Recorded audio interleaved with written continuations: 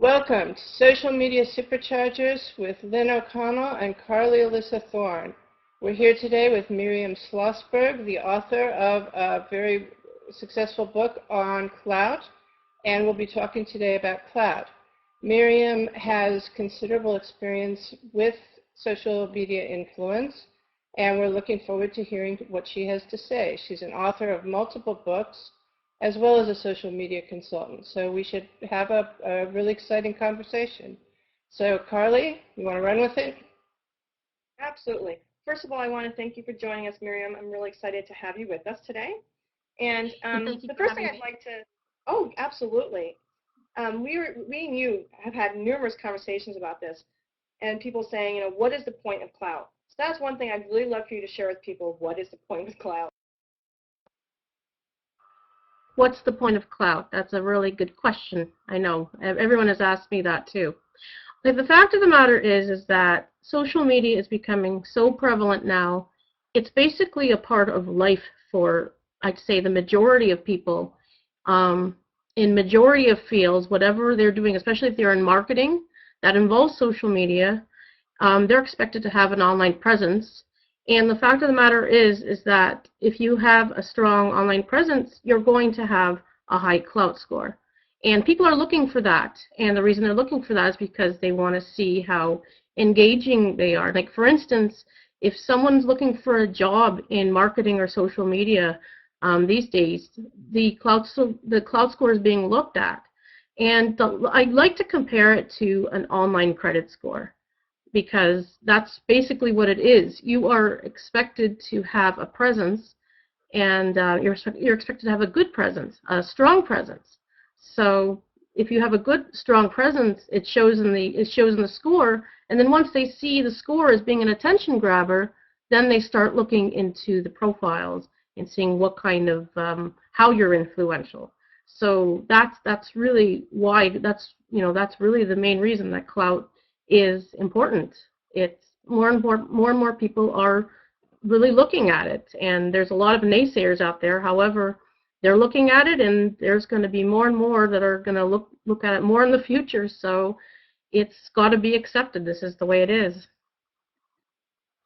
I think the biggest thing is getting people to understand it. It's not going to go away, and whether we like it or not, there are companies that do look at scores, and there's obviously various platforms that do some sort of social media scoring, and today obviously we're focusing on Klout. However, know that if you're hired by a company, there's a brand. Home Direct is a brand. If Lynn hired me and I was putting all sorts of rants and garbage on my walls, in essence, I am not doing due diligence to her brand. So that's what people aren't understanding about their rants and everything that they're doing, and why it's important to have high scores with Klout and those type of platforms is because it is affecting the brand, and no one's going to want to hire you as a part of their brand if you're not doing your own due diligence and taking care of your own social media platforms. So whether we like it or not, like she's saying, it's not going to go away. It is there. Companies, by the way, are hiring people like me and Lynn and other people. At least part of what I do anyways, I do due diligence for companies, and they will hire me, and they'll say, hey, we just started this division and we have X, Y, and Z people doing X, Y, and Z. We want you to actually go look into and that's what I do. I actually go online, and I'm actually checking out all the different platforms and seeing what's going on, and then I go back to people and say, yeah, these people have good quality content, they're very socially active, they're great at this, they're great at that, and then they feel happy. They just don't want to have people that are just going to discredit their brand. Yeah, and that's the thing. Yeah, I can jump into that as well. Sorry, we're talking over each other, but from a marketing perspective, I own an ad agency, and the whole concept of influencers has been around as long as I've been in business, and as you can see, I'm not 20. So this is not a new idea. It's new to a lot of people who are dealing with it online, but this is how brands and marketers have dealt with the whole idea of identifying people to target for at least 30, 40, 50 years. So it's not going anywhere, to just underscore Miriam's point. But I'm sorry, I was speaking over you. So Miriam, you have the floor. It's okay. Yeah, so I mean, it's not just for hiring reasons. The thing is, like Carly was saying, it's your brand, and they're going to look at you. They're going to look at you as also the business owner. There could be speaking engagements that someone has, and they may be interested in having you as a guest speaker, and they're looking at scores now even for that. So, if you're in marketing, you have a business. If you're out in the public, you're dealing with the public professionally. It's getting to the point now where you're going to be expected to have a high Klout score, because that shows that you have a strong online presence, and this is what they want. Well, there's another piece of that most people don't understand. If you're in the public eye, and let's say you're an author or you are a speaker, and all the contracts now, it is written in the contracts, you have to also do your part in marketing. And that's the other reason, by the way, which most people do not know, is why they're looking at scores. Because they know if you have a higher score, that usually means you have a higher following. And basically, if you, even like, I'm talking about big publishing companies, even the big boys, they really do require, it's in the contracts now to say that you have to do your part. And they look at it as, and that's a way of actually, in a weird way of they get some of their publishing costs down, how in the collaborative effort, in other words, the authors doing their own collaborative marketing, if you will, and they would also assume that if somebody does have a Klout number or has a business of any size, that they would have, if it's not a social media team, they'll have some sort of PR or marketing genre. And what's happening now is they're actually kind of being, before it was either you had a marketing team, or a PR team, or a social media team. The reality of it now is that they're all being integrated. You actually, in essence, social media, PR, and marketing are all interrelated.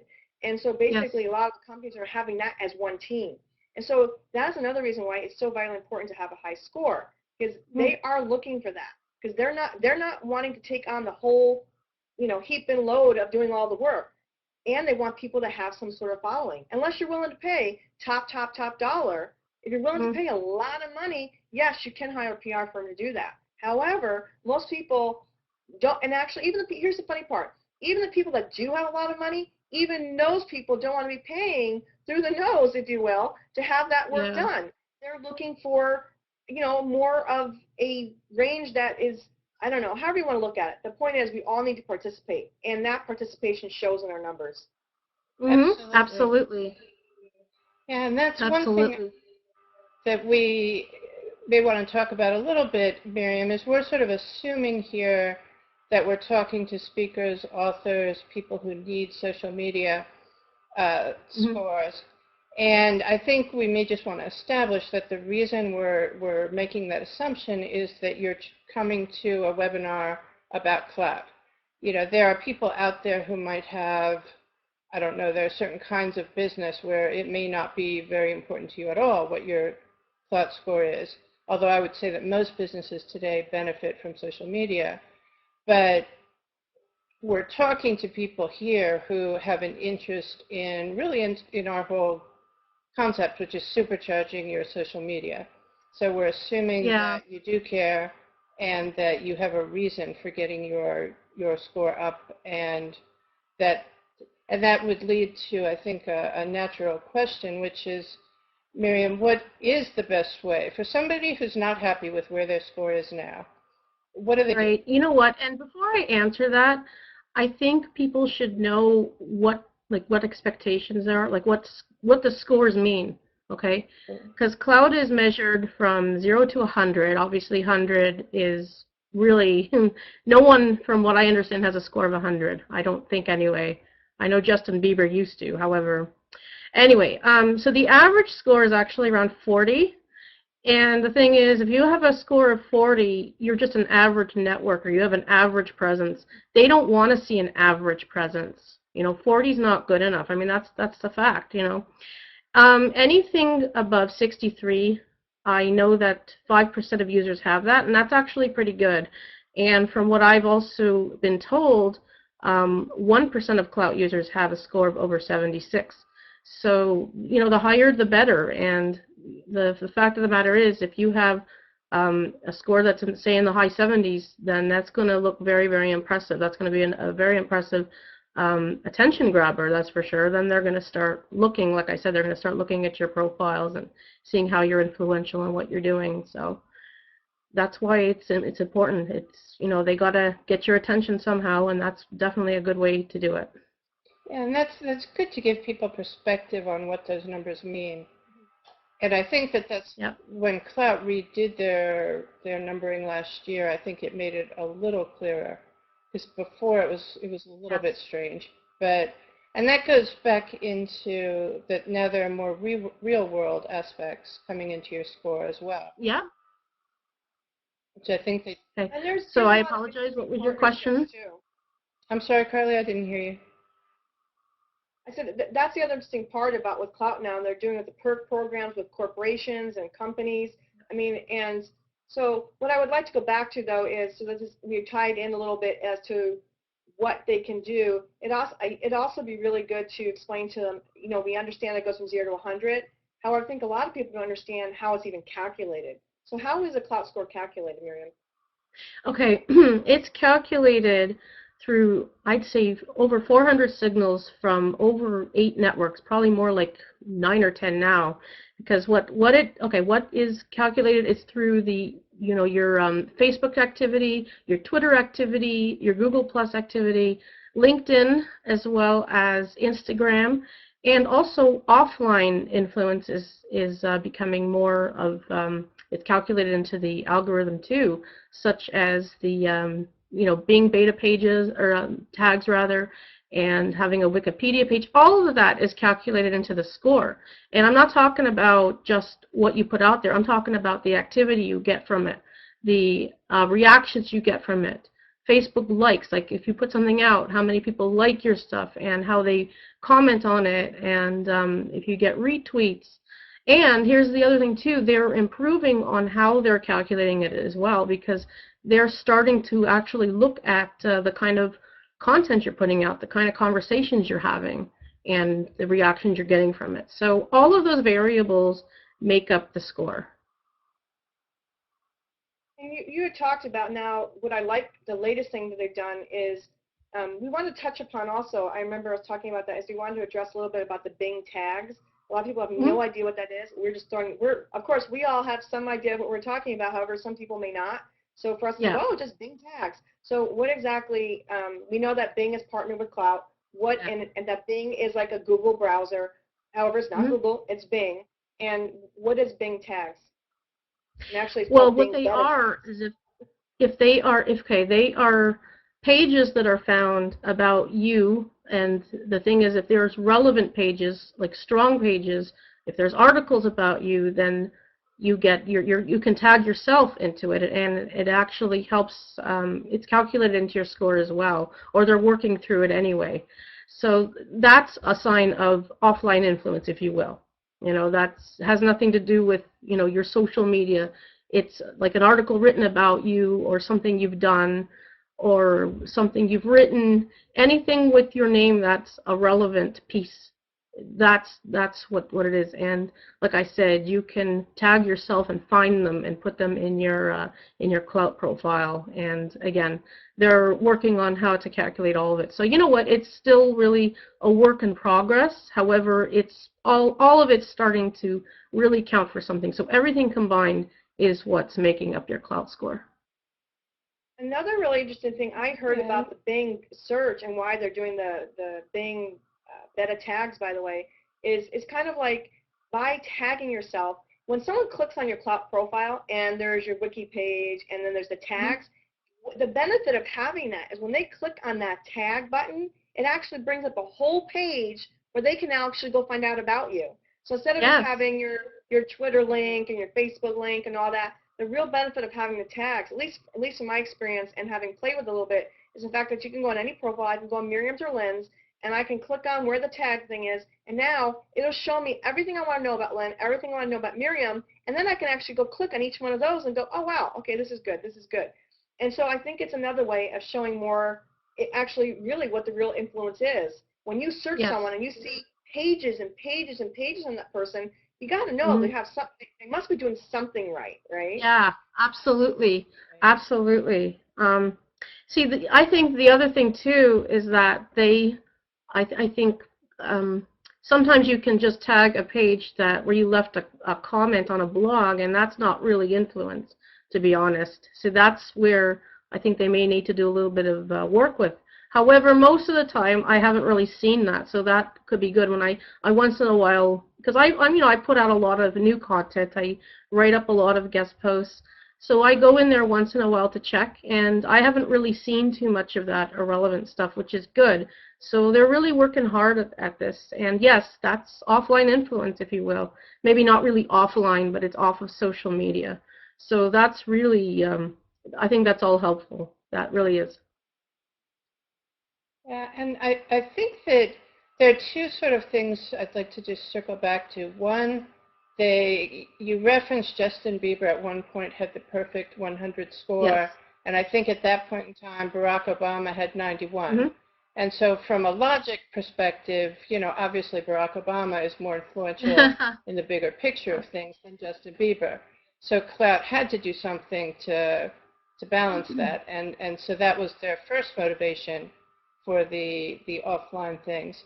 But I think the other point I'd just like to make sure we make for our people working to supercharge their scores is that Bing, just to underline this, Bing does let you go in and suggest tags for yourself. Mm-hmm. So, these don't just magically happen right now. You go to Bing, you log in, you can create an account, and then you can tell them what pages you want tags on. And then, as Miriam said, Klout may or may not accept all of them because they are looking for relevant content. But these are actions you can take that make sure that, everything you've done is being picked up. Mm-hmm.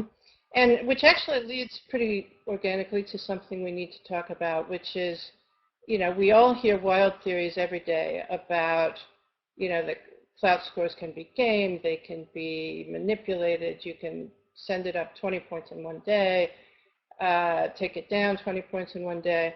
So could you talk to us about what, and I'm sure you know a lot more about these wild theories than we do, but what's your take on that and what people should believe? Okay. First of all, I want to say that anything can be gamed, okay? That's my first response to that. Can Klout be gamed? Anything can be gamed. However, here's the thing. Back in the day when it was first established, it was very easy to manipulate the score. I mean, very, very easy. I even heard of stories of people changing their birthdays just to game it so people would wish them happy birthday. However, now I'd have to say it's not nearly as easy to game the score, and if you do, it fixes itself back again. For instance, if you buy a bunch of retweets like from low-level or spam accounts, then it might be a temporary push. However, they're monitoring that, and then if there's any false influence there, if you will, then they're going to get rid of it. That's going to, you're going to see a big drop if you're doing that.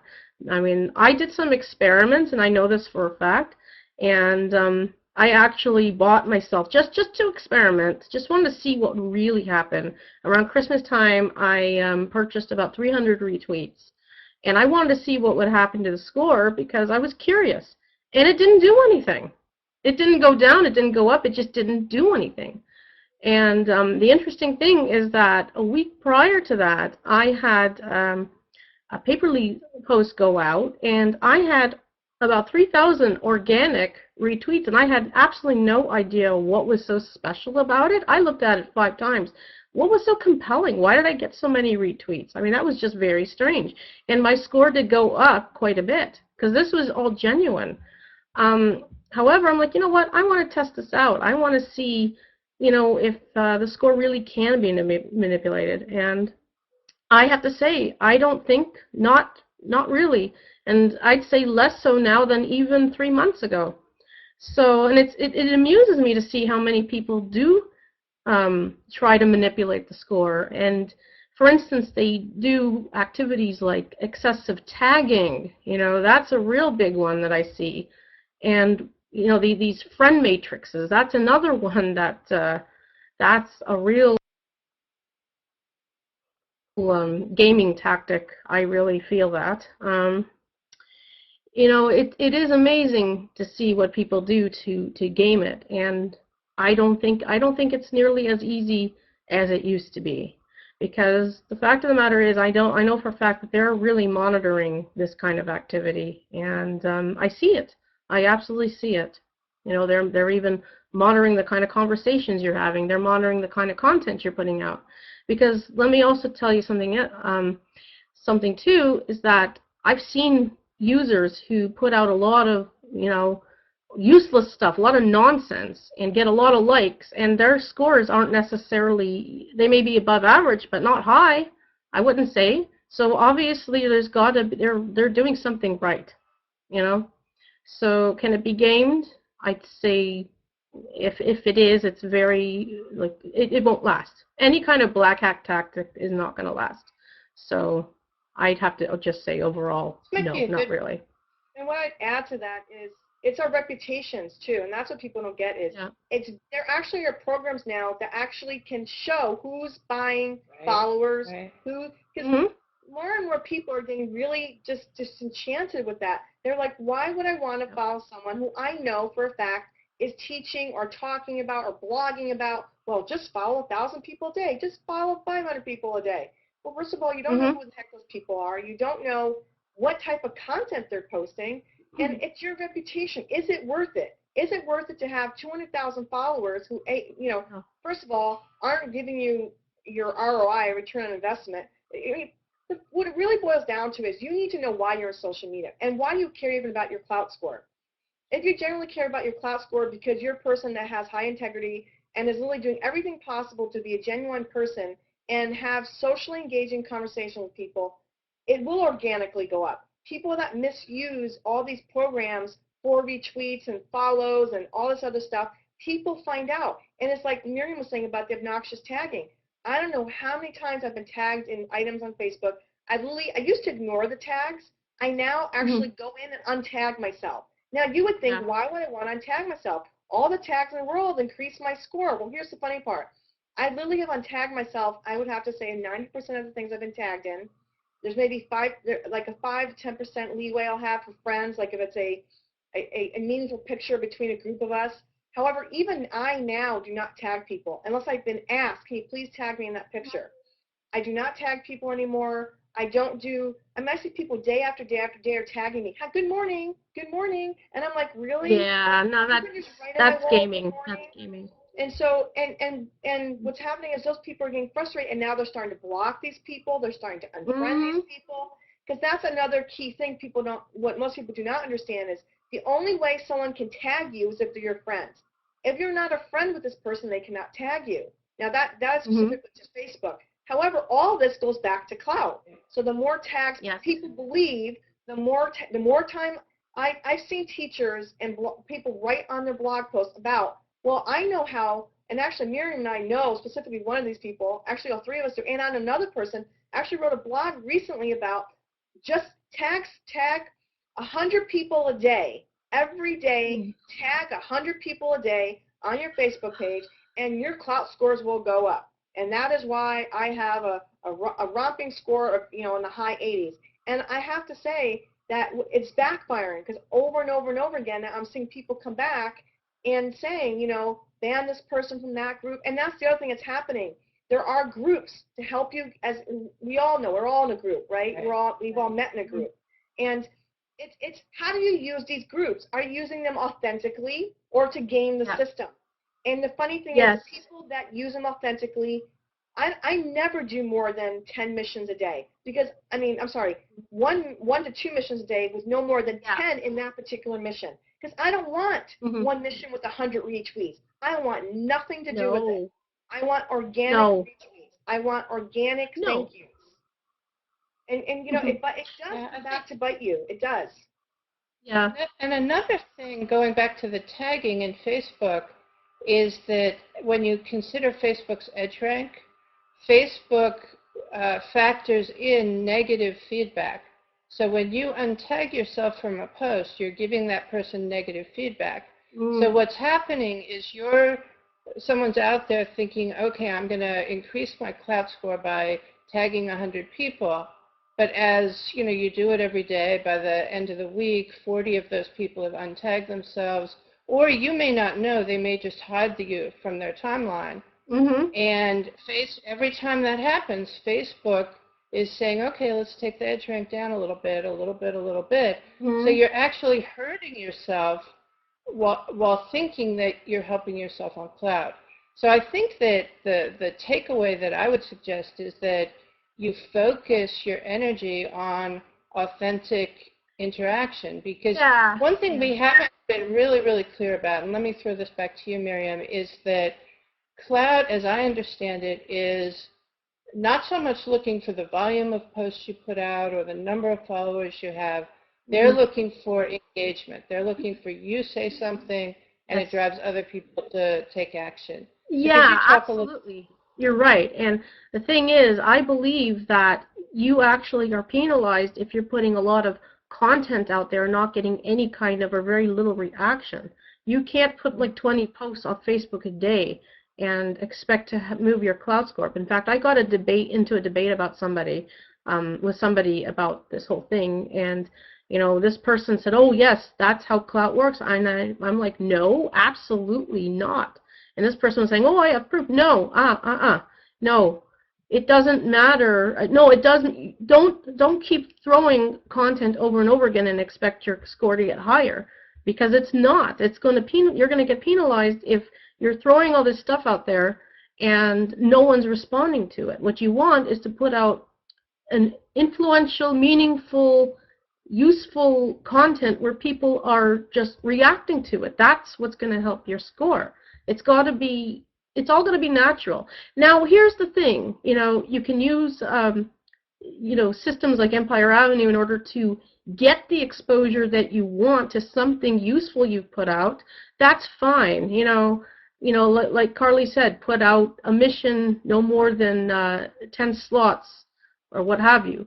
That's fine, because you do need to have a little bit of activity in order for it to, become viral. However, if it's really good, people are just naturally going to react to it. They're going to like it, or they're going to comment on it, or what have you. They're going to share it. So that's what you want to do. You got to get to understand that fine line between asking for some exposure and activity on something really good you put out, and just deliberately gaming the system. And I think this is what I've also seen. Well-meaning people have not really understood that fine line, so they put out good stuff. However, they get a little too carried away, right? So I've seen that too, and once they saw themselves being penalized by Facebook, you can't like, you're blocked or whatever for 48 hours or what have you. Then they're like, oh, okay, well maybe I was going a little too far. So, that's the thing. They don't really know that fine line. Some of them don't. They may not deliberately be gaming. They just may get a little carried away. However, like I said, it's fine to ask for some activity just to get the exposure out, or what have you, just to get some exposure. However, just leave it at that, and once it's out there, then it's going to be out there, and people are going to react to it naturally. One thing I want to bring up before I forget, because this is really important, it goes to, those theories about disconnecting everything, reconnecting everything, getting off Klout, getting on back Klout. You do have to go check your settings, because your Klout score can slide if, let's say, your Facebook gets disconnected by accident. You have to have whichever page is more active. So if your personal profile gets more activity than your Facebook page, that's the one you want to have connected. And it has happened to me where my Facebook page has gotten disconnected. And Lynn and I've done and every single webinar we do, it's like, check your settings. You do have to check your settings. And at the same time, this theory is about, if you just disconnect all your platforms and get back on, and it's going to, everything's going to be back to normal, that's not true either. I mean, it's like people need to really, if they really want to know the facts, there's something called, help@klout.com. So I encourage anyone who has seen a zillion different blogs and postings and teachers and, social media people calling themselves gurus and experts telling you this or that, don't listen to them. Go to Klout. There is a help section. You can email them. They'd be more than happy to help you and answer your questions. I've emailed them numerous times, And they've gotten back to me, no, that's not true. That is not how it works. Yes, now, some people are saying, well, of course they're going to say that. They don't want anyone knowing that, the system can be gamed. Well, the emails can be copied and pasted. So in the world of technology that we have, I don't think a company like Klout, is going to do something like that. I don't see them writing me saying, okay, that's not true. And getting into a debate, if you will. They just give you verbatim, here's, go to this link, and this is how you do this. This is how and that's actually something, Miriam, you can talk to, is explaining the 90-day connections. Most people don't understand the whole 90-day connection.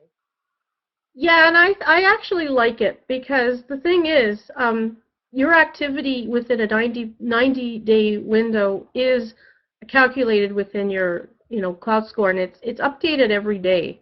So what you do past 90 days ago no longer counts for what you do today, for instance. And the reason I like that is because if you were once very active, and if you once had an online presence 6 months ago and you had a really high Klout score, if you've just stopped, then you don't have, the thing is, you're not going to have a high Klout score because you've stopped. It should drop, because what you do past 90 days no longer counts for what you do today. So in order for you to, you got to stay active. You got to keep up that presence all the time, all the time. So this way it shows that you're currently present, you're currently active.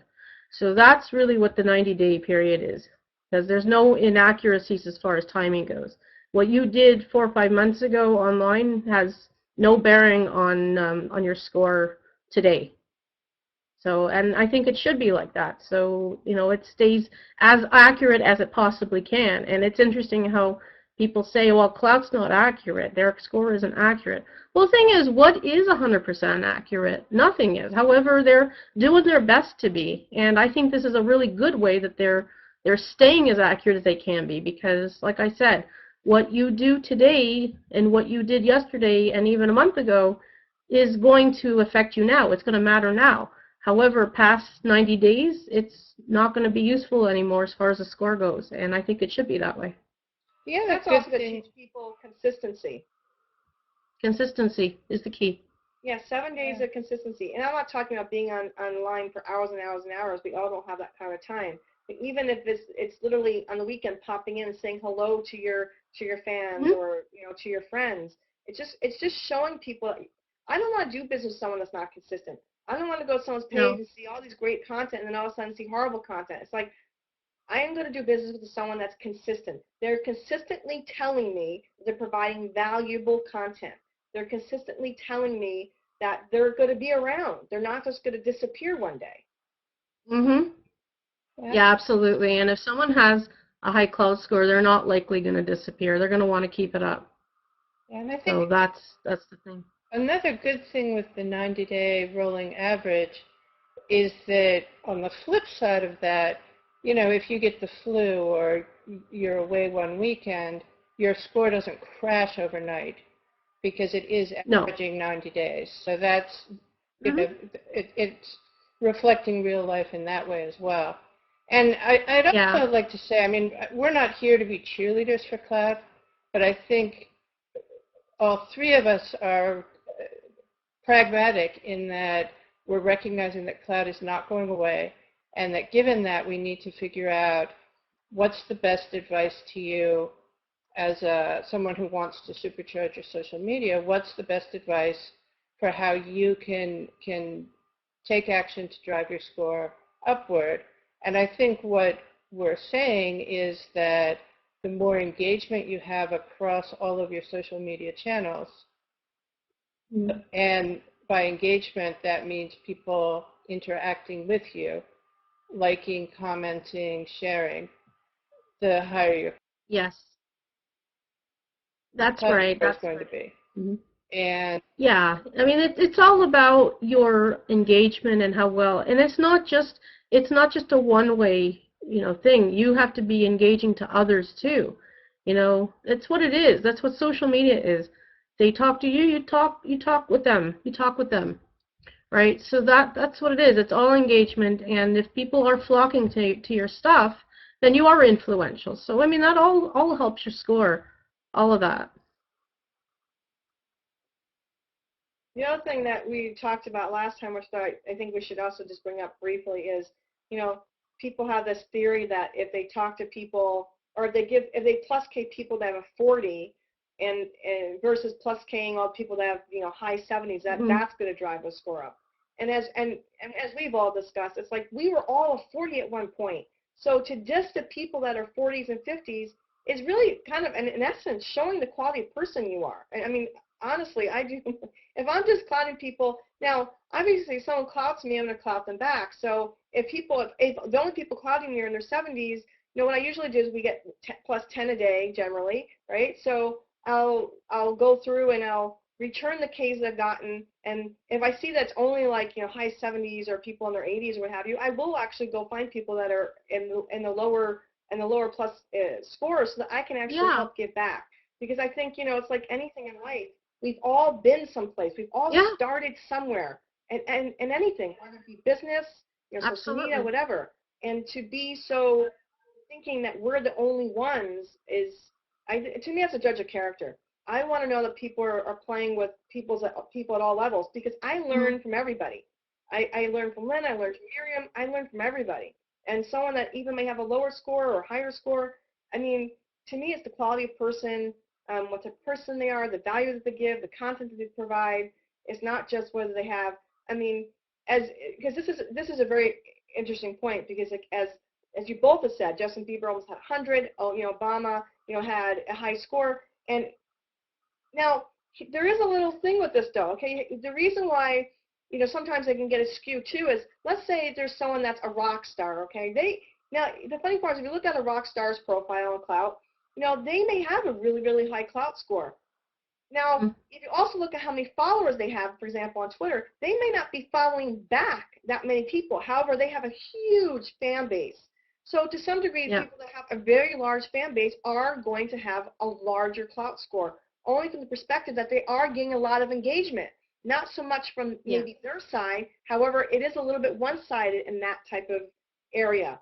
Only because, you know what, they are famous, and they are having thousands of people following them. I mean, you know what I'm saying? I mean, so, and we have to be religious to understand that. I mean, why not?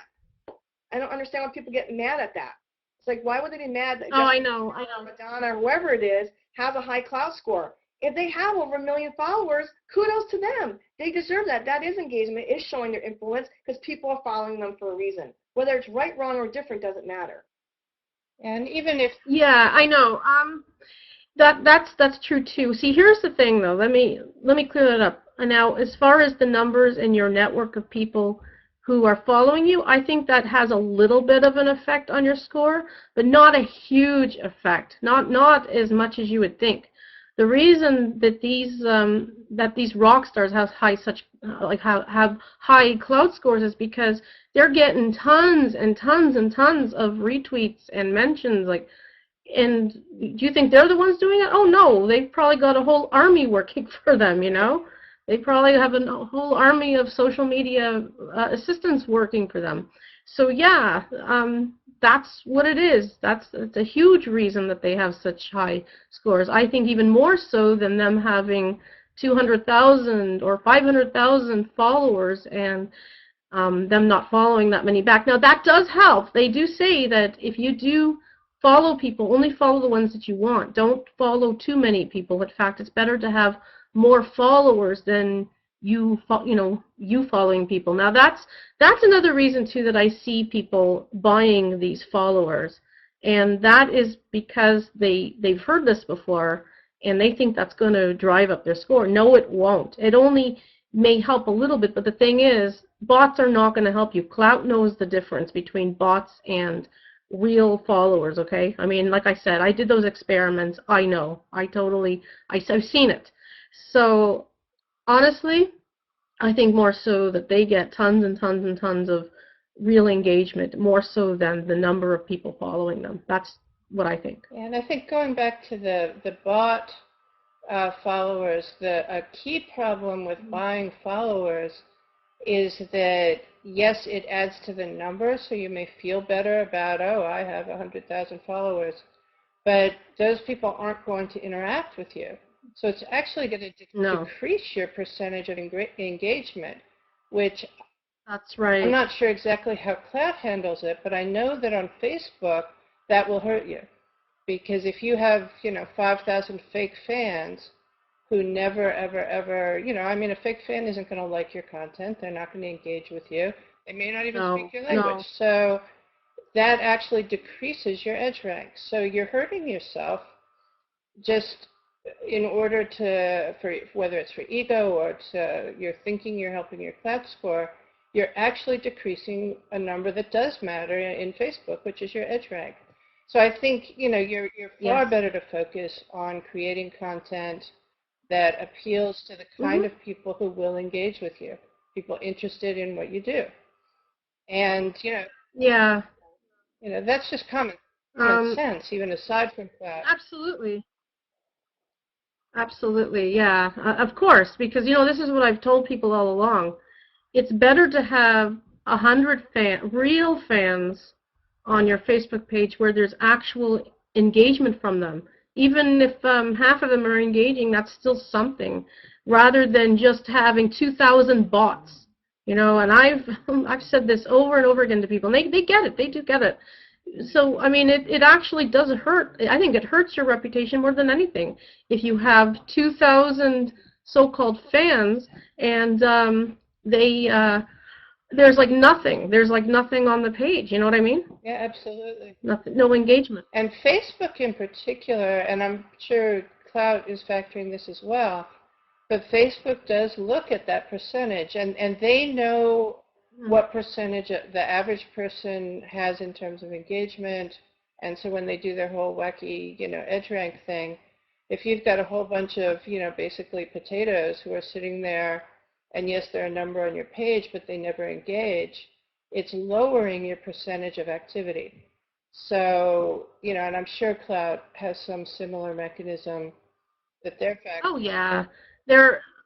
I know that they're monitoring all that. They're monitoring all. They want to be as authentic as they possibly can. And this is the thing that people also criticize about them.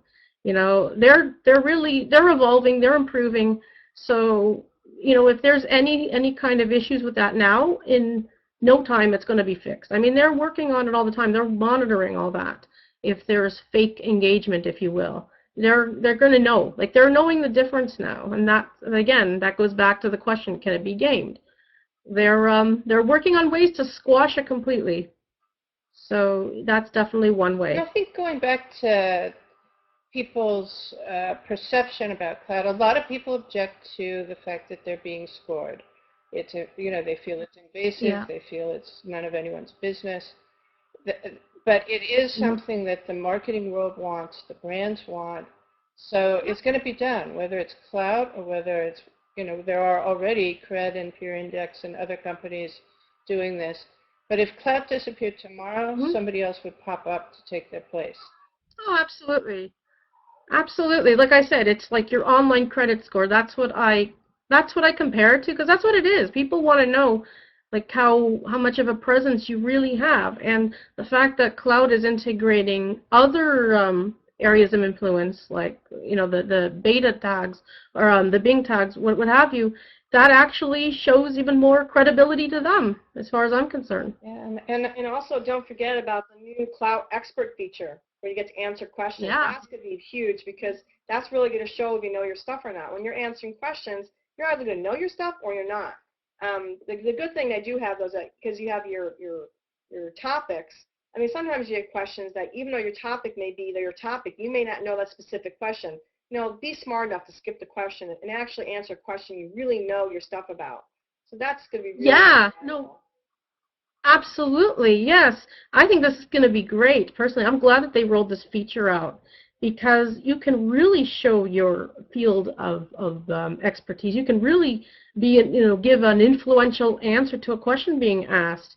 And the more you do it, the more influence you'll have.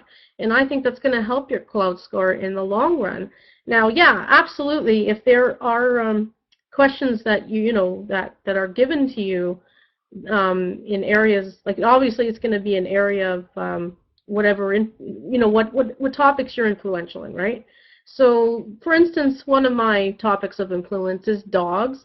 I received a question, how do you correct behaviors in golden retrievers? Well, I had to skip that one because I've never had a golden retriever. They're wonderful dogs, I know that. I've met so many nice ones. However, I don't know. I've never had one. Right. So you just skip that. And you know what? I think some people give bad answers is because they're afraid if they skip, it's going to hurt their score. No, it won't. It's not going to do anything to the score. Don't just skip it. It's not going to hurt. It's absolutely not going to hurt. You don't want to make a fool of yourself either by answering something that you really know very little about. So sometimes one of the things that's important is the when you're talking about content. In other words, some people think that if it's only some people just all they do is rehash other people's content. You really need to have a blend. It has to have some of your original content, and obviously it's social media, hence there has to be some sort of social aspect of it where we are sharing and re-engaging and retweeting. However, you can't live on that. You have to show your own quality content, because if I'm just, rehashing Lynn's stuff or I'm just rehashing Miriam's stuff, it's like, well, do I have a brain? Do I have, what are my views? What are my points of views? And if people are going to do business with me, they're going to want to know what some of my points of views are. So I think it's really important people to also get it. It's not just a retweeting. It's not just a sharing. It really is also, it's a blend. It's a couple videos. Yes, it's a couple of links. Yes, you might want to put a link to a webinar, but it's not sell. It's not link. No. It's not YouTube. But it's not pick quote, pick quote. It's like, we really need to get a little more, content creation. Write something from your heart that means something. And ask an engaging question that is going to provide a provoking answer. And I noticed that everything's shifting once again in the Facebook world, that certain things are getting more views than others. And it seems that now text, when we're asking questions, engaging questions, or we're sharing some actual just text of quality content of our own, is getting a lot more eyes and ears than if we're just rehashing things. Yeah, I've noticed that too. Because you know what, they've said don't just use text. You got to put a picture with it.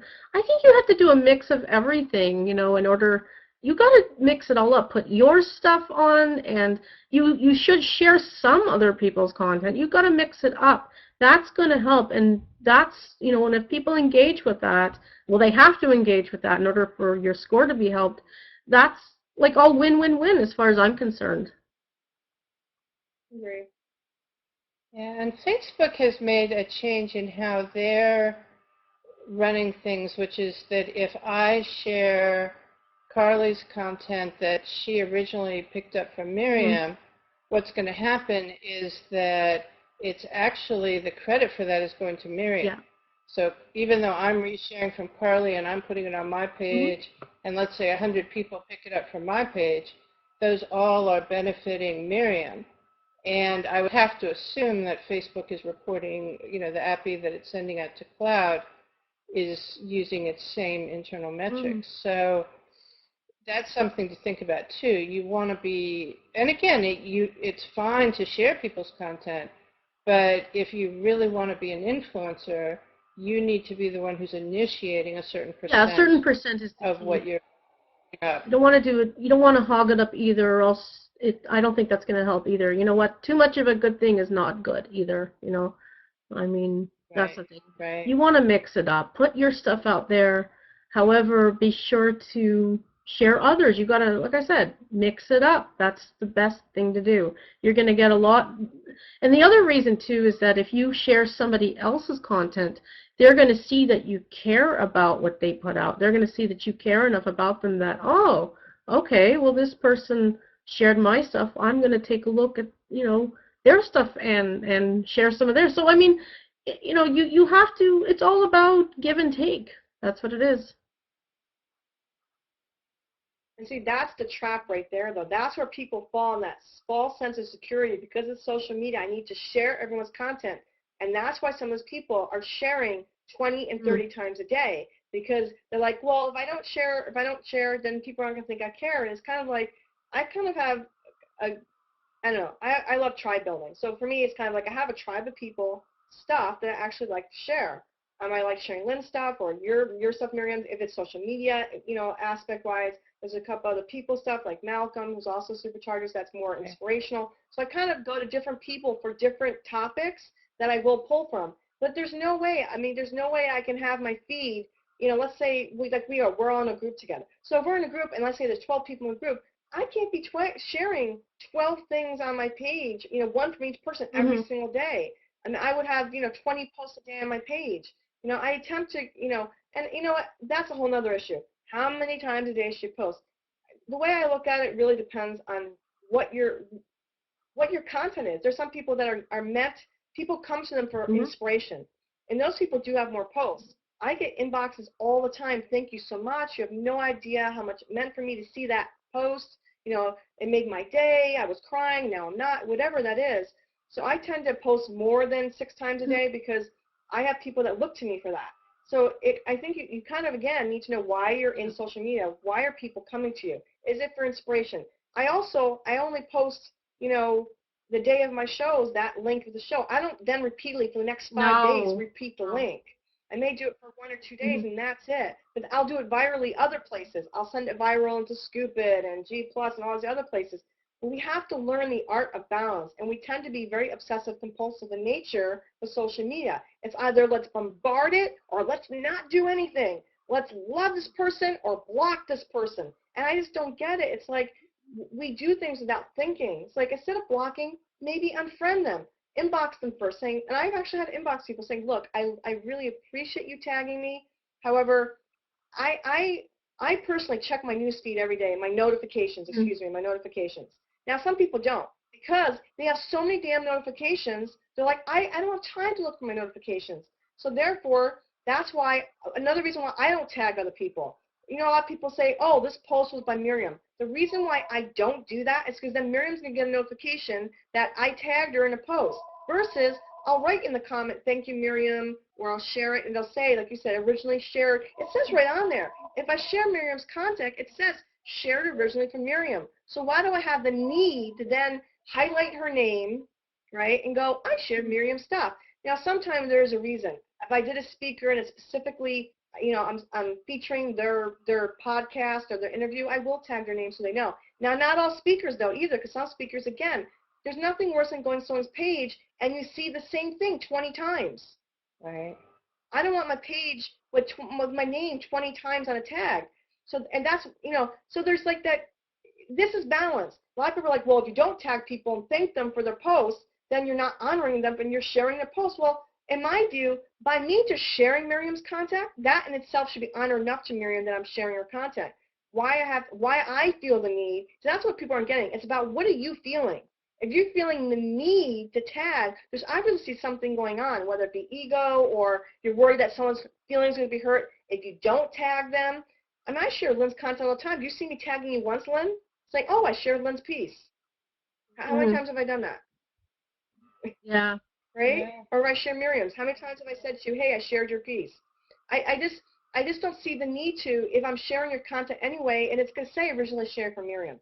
And if it's not, if it is something that is really meaningful to me, I'll put in the comment section, thank you so much, Miriam, or thank you, Lynn.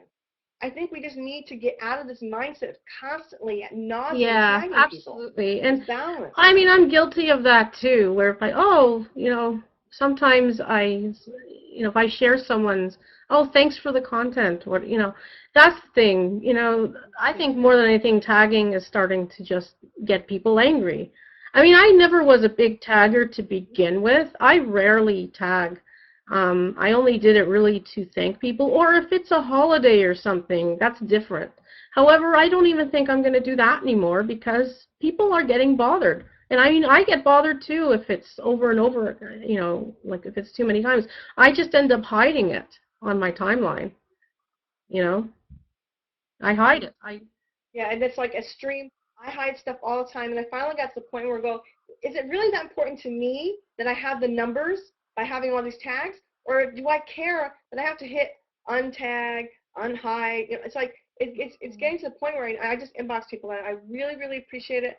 And I'm more than happy to share content on my wall. Feel free to put something up on my wall that's meaningful, that's going to bring meaning to other people. But please do not tag me in a list with 100 people, because I will untag myself and I will hide it. And you're just wasting your energy and mind. So if you want to put something on my wall that's going to be meaningful to my people on my wall, people actually look at my wall, great, by all means. If it's something positive, inspirational, by all means, post on my wall. And that's why I keep my walls public. That's why I allow people to post on my wall. A lot of people's walls, because of all the tagging issues, block everybody. Like, in other words, you can't come on my wall, you can't write on my wall, you can't do anything on my wall, it's my wall. And I'm like, I've done the reverse. My walls are all public, every single post is public, and I allow anybody to write on my wall. Yeah. The difference is I do monitor my pages. And I'm very clear about that. Some people call it censorship, I call it being sensible. In other words, I can't have 100 things on my page that are rants and etc. And so I just say that, I say it right out front. You can post on the wall, you can do whatever you want on the wall, but just know if it's something that's going to create a problem, like I can't believe how many rants I've seen about poor Angelina Jolie making a decision that was so paramount to her whole life, right? And like, why? Why are you feeling the need to bash people? I just don't understand it. If you want to go bash someone, do it on your own wall. Don't do it on my wall. I mean, it's just, right. So, yeah, absolutely. And you should never bash anyone anyway. It looks bad for you. What if you're that person looking for a job that someone's, looking at your profiles and they see you bashing? And that's what people just don't do it at all. Customer service. I had to go get labs again yesterday, so I'm after going to get my blood drawn, and I checked in at Foursquare, and I see a comment about the receptionist. Don't go to this place. This receptionist is mean. No. Now, funny part is she is, but I found a way of not making her mean. So I always, she's a very cranky person. So every time I go to a blood draw now, I purposely go up to her and I start talking to her and go, it's been, God, I haven't seen you in 2 weeks. How are you doing? And you know what? So for me, with me, she's actually very friendly and engaging. Now, I can understand being stuck behind a desk, drawing blood all day long, and have people being cranky and sick and not feeling well. And I'm sure after a while it takes its toll. And I almost wanted to show her the comment on Foursquare just to get her to understand that, how we treat others, we have all these platforms now to actually say something. So, your customer service is showing up all over the place. So I'm making a point now of always putting tips, friendly staff, great food, so people know. It's like, hey, these people are great. Come here. And that's the thing about influence. That's what people aren't getting. I know we're talking not just about Klout here, because bottom line is all of this affects our Klout scores. If a customer service restaurant, for example, that has Foursquare, and they have a Klout score, and if they're getting constant negative dingers on Foursquare and tips, those Foursquare tips affect your Klout score, and that's why I'm bringing this up. Yes. People don't get that. They do. Foursquare is calculated into your Klout score. So if you're getting constant negative tips, it's going to come back to bite. Yeah. Yeah. That's right. The current platforms are Facebook, Twitter, Google+, LinkedIn, Instagram, and Foursquare, and like I said, the other areas of influence too. Right. So like the beta tags or what have you, that also incorporates. Also a Wikipedia page, and it doesn't increase it as much as people think, by the way. That's something that people have wondered. It helps it a little bit, not a huge deal, but all of those things make up the score. Okay, we are out of time, so just as a quick closing, Miriam, what would you say to people in terms of, what are the top 3 things you want them to walk away from this webinar knowing about Klout? Okay. Number 1, don't be too obsessed with your score. That's one thing that people are, very obsessed. No, what you need to do is just be consistently active and engaging on your networks. Put out good tasting content. Put your own out there. Share some others. Just engage. Be consistent. And the score will take care of itself. Okay. I agree. Very good. Well,